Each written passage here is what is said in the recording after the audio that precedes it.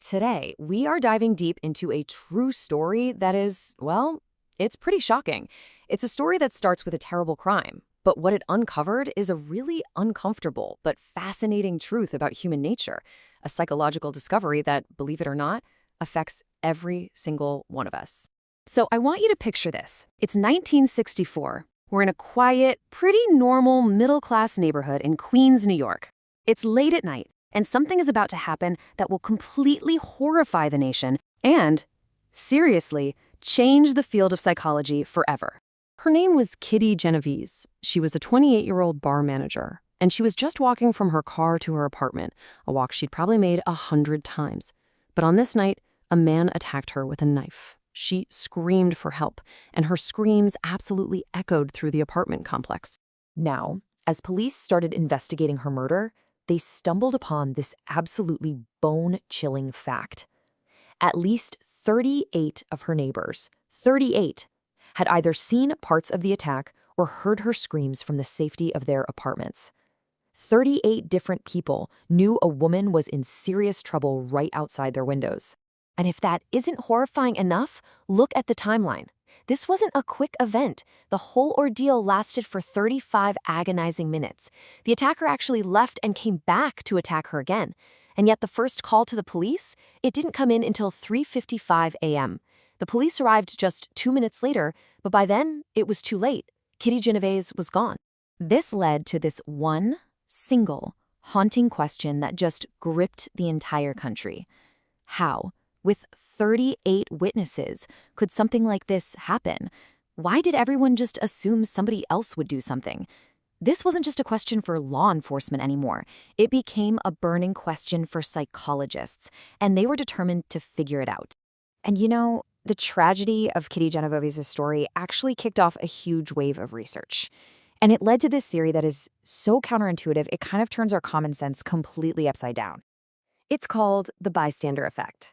Now, you'd think, logically, that more people means more safety, right? More witnesses means there's a better chance someone's going to help. But two psychologists, Darley and Bibb, they proposed the exact opposite. They said the presence of other people actually stops us from helping. But why would that be?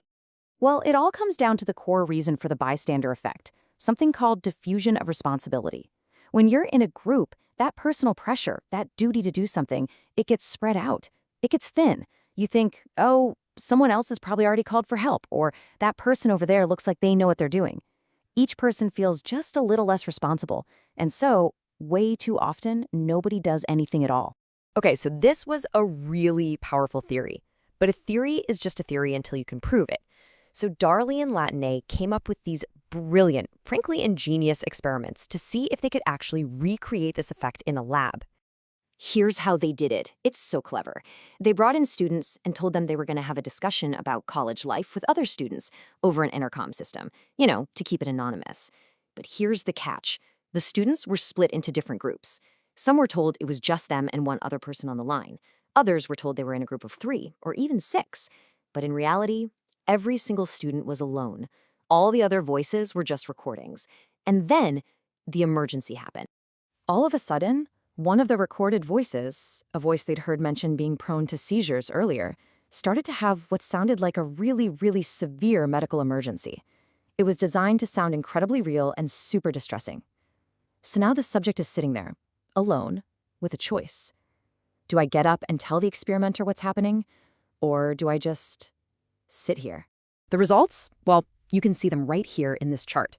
They were absolutely staggering, and they basically confirmed their darkest suspicions about human behavior in groups. Let's break this down because it's wild.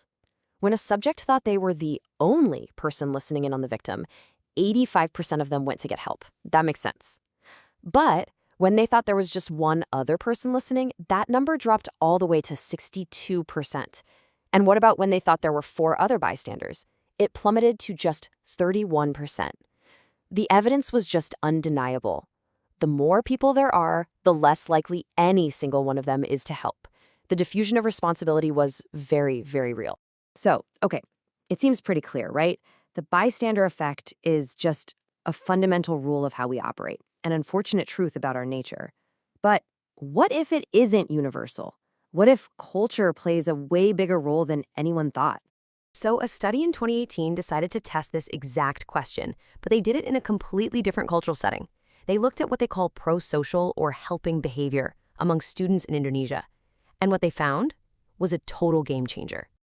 Just look at this comparison side by side. The classic American studies from the 60s clearly showed that more people led to less help. But in the Indonesian study, the researchers found the complete opposite. The more bystanders there were, the more likely the students were to help. The presence of others actually encouraged them to act. The effect was completely reversed. So, what gives? Why such a dramatic difference? Well, the researchers say it really comes down to culture. In a place like Indonesia, which has really strong social bonds, a crowd isn't seen as a chance to pass the buck. Instead, other people are seen as a source of support, of cooperation. There's this shared expectation that, yeah, of course we're all going to pitch in and help. It really makes you wonder, if Kitty Geneviese's neighbors had seen each other not as 38 separate people, but as one group, could things have turned out differently? What all this shows us is that just standing by and doing nothing isn't inevitable. And the cool thing is, those original researchers, Darlene and Latané, they actually gave us a roadmap to show exactly how we can fight against this effect and become the person who steps up. They broke the whole decision-making process down into 5 clear steps. You can think of it like a series of mental hurdles that you have to clear in an emergency. And you do it in seconds, usually without even realizing it. So step 1, you have to actually notice that something is happening. Easy to miss on a busy street. 2, you have to interpret it as an emergency. Is that guy sleeping on the bench or is he having a heart attack? 3, and this is the big one where Kitty's neighbors failed, you have to assume personal responsibility. You have to decide, yep, this is on me. 4, you have to know how to help. Should you call 911? Do you know CPR? And finally, step 5, you have to actually make the decision to act. A no at any one of those steps and you're stopped in your tracks. And this brings us to what I think is the most powerful and hopeful takeaway from all of this. Study after study has shown that the simple act of learning about the bystander effect, literally what you are doing this very second, makes you significantly more likely to overcome it in a real-life situation. Just being aware of it is the antidote.